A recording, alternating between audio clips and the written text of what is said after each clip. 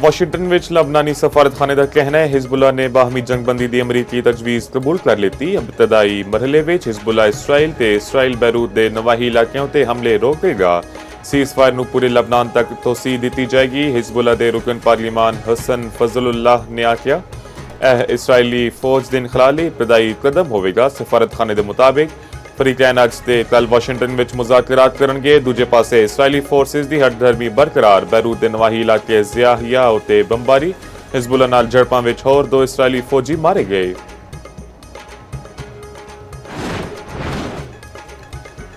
ईरानी commercial जहाज उत्ते अमरीकी हमले के बाद ईरान की जवाबी कार्रवाई। पाकिस्तानी इनकलाब का इराकी समंदरी हदूद के नेड़े अमरीका ते इसराइल नाल ताल्लुक रखने वाले जहाज उत्ते क्रूज मिसाइल नाल हमला आखिया। हमले नाल जहाज विच धमाका होया है। पाकिस्तानी इनकलाब ने खबरदार किया कि आइंदा किसी भी हमले का फैसला कुन जवाब दिता जाएगा।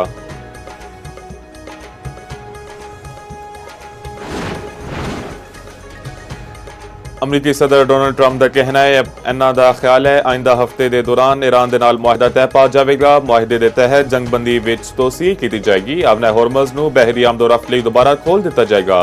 अमरीकी टीवी नूं इंटरव्यू इस तो पहले ट्रंप ने आख्या सी ईरान नाल अमरीका के मुज़ाकरात तेजी नाल जारी ने। उन्हां नूं पैगामात विच तातल दा ईरानी फैसले नाल कोई मसला नहीं। ताहम पैगामात दी मुअत्तली दा हरगिज़ मतलब नहीं कि अमरीका फिर तो फौजी कार्रवाई शुरू कर दवे। ईरान की बहरी नाकाबंदी जारी रखांगे। इस वेले तक इंतजार करांगे जदों ईरान अमरीका नूं मंजूर शुदा शराइत उत्ते डील करन लई तैयार होवे।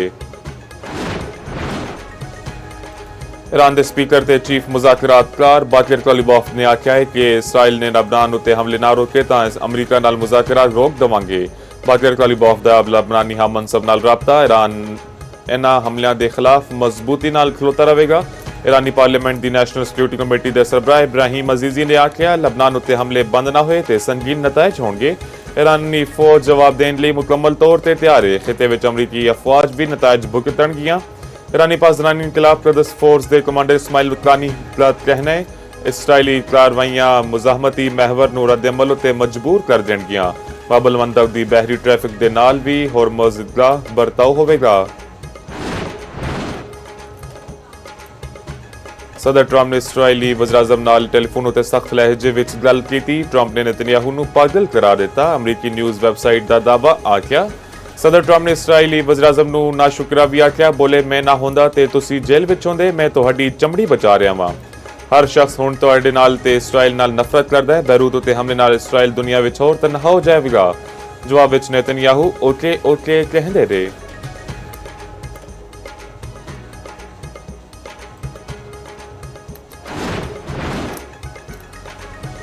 पाकिस्तान की लबनान उत्ते इसराइली हमलों की शदीद मजम्मत। अक़वाम मुत्तहिदा की जनरल असैम्बली में पाकिस्तानी मुस्तकिल मंदोब आसिम इफ्तिखार का खिताब। उन्होंने आख्या लबनान उत्ते इसराइल के हमले आलमी कानून की खिलाफ वर्जियां ने। लबनान में मासूम लोगों को निशाना बनाया जा रहा है।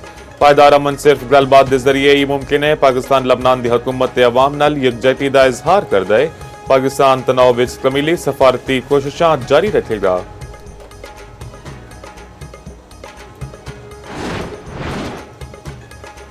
ईरान की पाकिस्तान नाल खिते विच कशीदगी घट कराने की दरख्वास्त। नायब वज़ीर-ए-आज़म इसहाक डार ते ईरानी वज़ीर खारजा अब्बास अराग़ची दा राबता। अब्बास अराग़ची दा लबनान विच जंगबंदी की खिलाफ वर्जियों ते तशवीश का इजहार। इलाकाई सफारतकारी विच पाकिस्तान के किरदार नूं सराहया।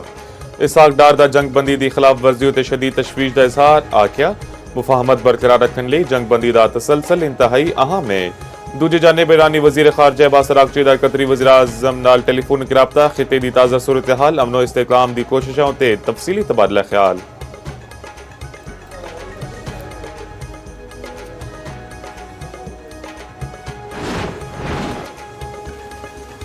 खैबर पख्तूनख्वा विच छत्तां डिगन नाल 8 बच्चियां समेत 9 अफराद जाम बहक। शांगला दे इलाके विच घर की छत डिग पई। मलबे थले दब के 6 बच्चे जाम बहक। एक बच्ची नूं बाहिफाजत कर लिता गया। बच्चों की उम्र 5 तो 15 वरें के दरमियान सन। नाजरा, समीरा, रिजवान, नायाब, हया ते उमेरा शामिल। दूजी जानब सवाद इलाके 4 बाग गंडेरी विच मकान की छत डिग गई। 2 बच्चियां जाम बहक। मां ते एक बच्ची जख्मी। जाम बहक बच्चियों की शनाख्त शीमा ते मनाहिल दे नां तो हुई। इधर कलाम दे इलाके बलूका विच कच्चे होटल का कमरा मुनहमद। एक शख्स जाम बहक, 2 जख्मी। ਅੱਜ ਤੋਂ 5 ਜੂਨ ਤੱਕ ਬਾਰਿਸ਼ ਪੰਜਾਬ ਦੇ ਬੇਸ਼ਤਰ ਇਜ਼ਲਾਹ ਵਿੱਚ ਹਨੇਰੀ ਤੇ ਬਾਰਿਸ਼ ਦਾ ਇਮਕਾਨ ਮਗਰਬੀ ਹਵਾਵਾਂ ਦਾ ਸਿਲਸਿਲਾ ਬਲਾਈ ਇਲਾਕੇ ਵਿੱਚ ਦਾਖਲ ਪੰਜਾਬ ਸ਼ਮਾਲੀ ਮਸ਼ਰਕੀ ਬਲੋਚਿਸਤਾਨ ਖੈਬਰ ਪਖਤੂਨਖਵਾ ਤੇ ਕਸ਼ਮੀਰ ਵਿੱਚ ਬਾਰਿਸ਼ ਮੁਤਵੱਕੇ ਬਾਜ਼ ਥਾਵਾਂ ਤੇ ਹਨੇਰੀ ਤੇ ਯਾਲਾਬਾਰੀ ਦੀ ਵੀ ਪੇਸ਼ਗੋਈ ਖੈਬਰ ਪਖਤੂਨਖਵਾ ਵਿੱਚ ਗਲੇਸ਼ੀਆਈ ਝੀਲਾਂ ਫਟਣ ਤੇ ਸੈਲਾਬ ਦਾ ਖਦਸ਼ਾ ਚਿਤਰਾਲ ਦੀਰ ਸਵਾਤ ਕੋਹਿਸਤਾਨ ਤੇ ਮਾਨਸੇਰਾ ਲਈ ਅਲਰਟ ਜਾਰੀ ਦੂਜੇ ਪਾਸੇ ਸਿੰਧ ਤੇ ਪੰਜਾਬ ਦੇ ਮੁxtਲਿਫ ਇਜ਼ਲਾਹ ਵਿੱਚ ਮਿੱਟੀ ਦਾ ਤੂਫਾਨ ਮੁxtਲਿਫ ਹਾਦਸਾਤ ਵਿੱਚ ਮੁਤਅੱਦਿਦ ਅਫਰਾਦ ਜ਼ਖਮੀ ਕਈ ਇਲਾਕਿਆਂ ਵਿੱਚ ਬਿਜਲੀ ਦੀ ਫਰਾਹਮੀ ਮੁਅੱਤਲ ਰਹੀ ਅੱਗ ਨਾਲ ਸੈਂਕੜਾ ਮਵੇਸ਼ੀ ਤੇ ਗੰਦਮ ਸੜ ਕੇ ਸਵਾ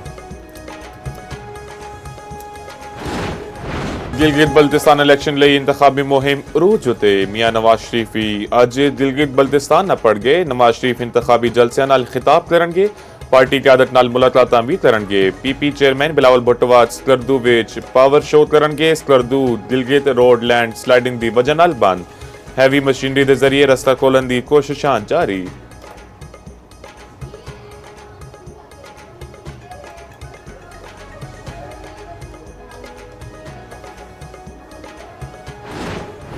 हुकूमत थी यहाँ पे जैसे कि हाजी अकबर साहब ने बताया इन्होंने बुनियाद रख दी थी सोलर के प्रोजेक्ट्स और ये जो हाइडल पावर के प्रोजेक्ट से बनाए जा सकते तो हाइडल पावर के छोटे मंसूबे यहाँ पे लगाए जा सकते हैं छोटे डैम बनाए जा सकते हैं और समर के अंदर जो सोलर के आपके प्रोजेक्ट्स हैं वो आपको बिजली दे सकते हैं मगर मैं आपको ये कहना चाहता हूँ कि वक्त आ गया है कि NFC अवार्ड जो है उसमें गिलगित बल्तिस्तान और आज़ाद जम्मू कश्मीर का हिस्सा कॉन्स्टिट्यूशनल तरीके से लिख दिया जाए ताकि कोई हुकूमत आए पैसे मांगने ना पड़े ऑटोमेटिकली आए जैसे बाकी जीबी दे अवाम दी तरक्की मुस्लिम लीग नून दी तरजीह इलाके विच बिजली दे नवे मनसूबे लियावांगे जीबी दे अवाम नू होर सूबेआं दी तरह बुनियादी ते मुकम्मल आईनी हकूक मिलने चाहिए ने रहनुमा नून लीग ख्वाजा साद रफी दा खिपलू विच जलसे नाल खिताब आख्या नून लीग इक़्तिदार विच आके अवाम दी महरूमियां खत्म करेगी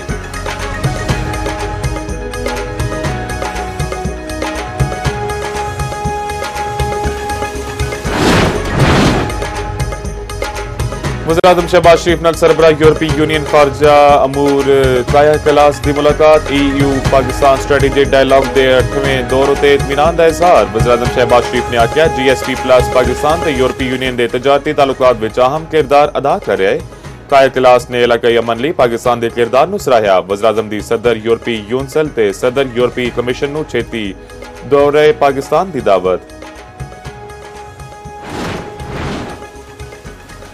भारत ने पिछली बार गलती करके अपनी मांग दा सिंदूर उजाड़े सी भारत दे नाल जो पिछली बार होया शायद इन्हां दी तसल्ली नहीं हुई ऐतको बार फिर शौक पूरा कर लैन तसल्ली होवेगी वज़ीर दिफा ख्वाजा आसिफ दा भारतीय आर्मी चीफ दे बयान उते रद्द अमल आख्या भारती अज तक हालिया जंग विच नाकामी दी जिल्लत चुक रहे ने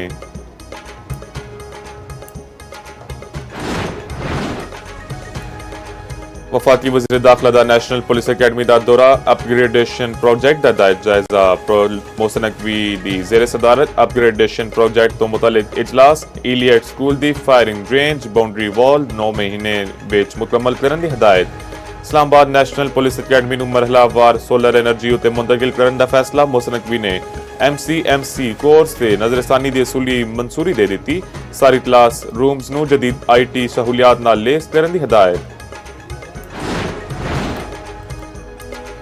भारतीय रियासत मणिपुर बेरहम BJP दी सफायत दी नजर मोदी सरकार इंतकामी सियासत ते उतर आई पिंड खराम विच 5 घरां नू अग ला दित्ती बेगुनाह अवाम निशाना भारतीय जरीदा इंडिया टुडे दे मुताबिक कोकी तंजीमां ने वाक़े दी गैर जानिबदार तहकीकात ते जिम्मेदार अनासर दे तयन दा मुतालबा कर दिता वाक़या चर्च रहनुमावां दे कत्ल विच इंसाफ ते 14 यरगमाल अफराद दी रिहाई लई जारी एहतजाज रैलियां दे दौरान पेश आया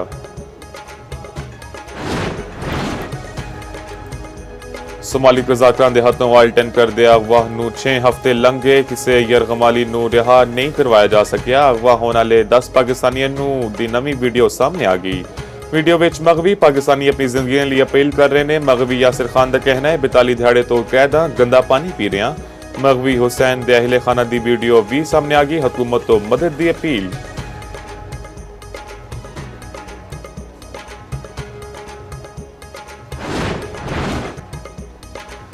रूस दा यूक्रेन उते वड्डा हमला दरअल हुकूमत कैफ समेत कई शहरों विच मिसाइल ते ड्रोन हमले 10 अफराद हलाक ते 100 तो वध जख्मी यूक्रेनी फिजाइया के मुताबिक रूस ने पिछली रात यूक्रेन उत्ते 654 ड्रोन्स ते 73 मिसाइल दागे। धमाकों के बाद कैफ के मुख्तलिफ इलाकों में ब्लैकआउट, गैस स्टेशन को भी अग लग गई।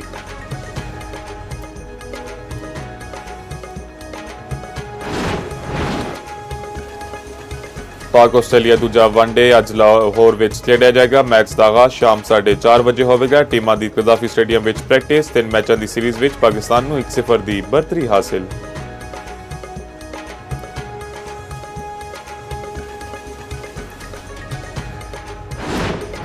स्टार बैटर बाबर आजम अपनी AI आवाज विच नुसरत फतेह अली खान का गाना सुन के मुस्कुरा पे। PCB वालों जारी की गई मज़ाहिया वीडियो सोशल मीडिया उत्ते वायरल।